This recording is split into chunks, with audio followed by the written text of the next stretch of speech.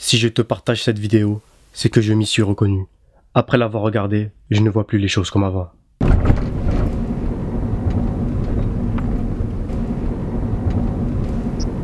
On est dans une situation critique, ya Ikhwan. On est dans une situation de cancer, de phase finale du cancer de la foi, ya Ikhwan. Sauf qu'on s'en rend même pas compte, c'est ça le plus grave. On est dans une situation urgente. Combien d'entre nous n'arrivent pas à dormir la nuit par rapport à ce qui se passe à nos frères et sœurs? Allah, combien?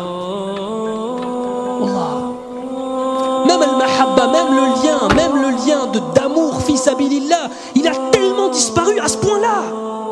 À ce point-là qu'on est sur Facebook, on voit un truc, on voit une vidéo avec nos frères et sœurs qui se font massacrer.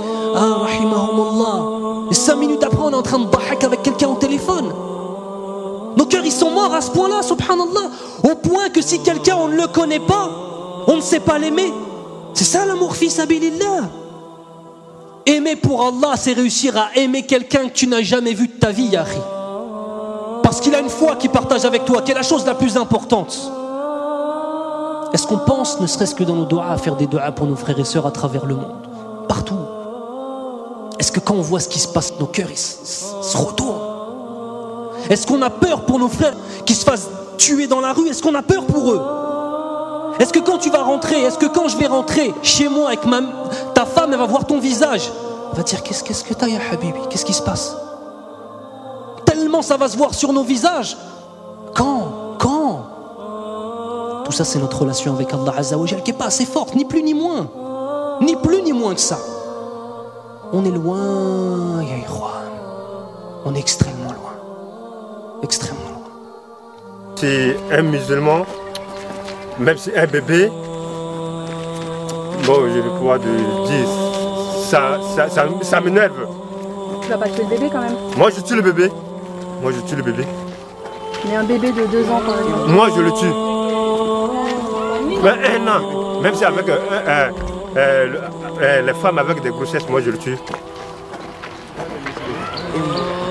Si le musulman ne part pas dans le kilomètre 5, nous les Antilles, nous devons aller pour prendre tout le reste des musulmans là-bas pour manger.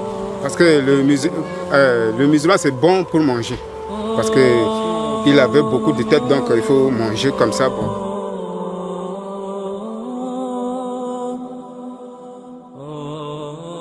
Le corps brûlé, on coupe la tête, jetée. Et prenez la tête pour taper avec le ballon. Ce n'est pas ça. On coupe notre corps là pour manger. Est-ce que dans nos yeux, est-ce qu'on mange le corps des gens? On ne mange pas. Ce sont les chiens qui mangent n'importe quoi. Mais nous, les gens comme nous là, comme vous là, on ne peut pas manger notre chair. C'est grave pour nous. C'est comme ça. En tant que moi, là, j'ai tout subi. La guerre, là, on dirait que ça vient rien que sur moi. Ils ont tué ma mère et mon père. Il ne reste que moi. Je suis seul maintenant. Je ne sais pas là où j'allais. C'est pour cela que je suis resté ici, à la base des réfugiés. Et moi, j'ai parti à l'école. J'ai promené. À mon retour, les anti-Balaka sont attaqués. Et je suis précipité d'aller à la maison. Je n'y suis pas arrivé.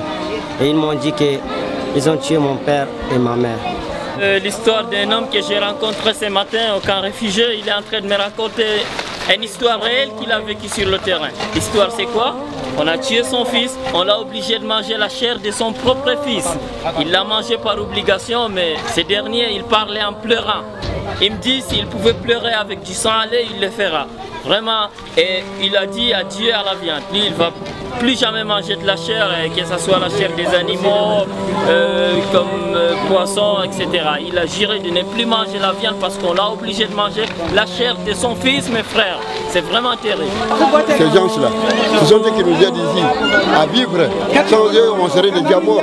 Parce que les vivres ils nous amènent des vivres chaque fois. Nous mangeons grâce à eux une fois par jour. Mais ça ne nous dérange pas. L'essentiel, c'est de vivre.